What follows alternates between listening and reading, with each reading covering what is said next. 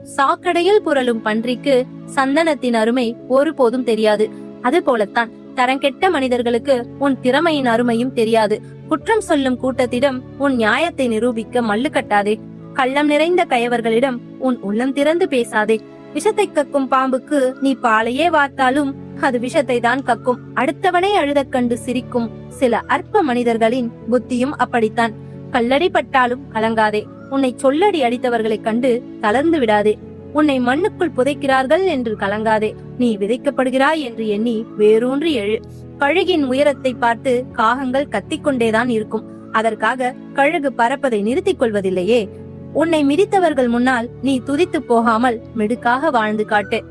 உன்னை பழித்தவர்கள் உன்னை தேடி வரும்படி உன் வெற்றி வழித்தடத்தை அமைத்து நில். அவர்கள் முகத்தில் நீ அறைய வேண்டாம். உன் அதிரடியான வெற்றியால் அவர்கள் அகங்காரத்தை சுக்குநூறாக உடைத்தெறி. ஒரு புதிய சாம்ராஜ்யம்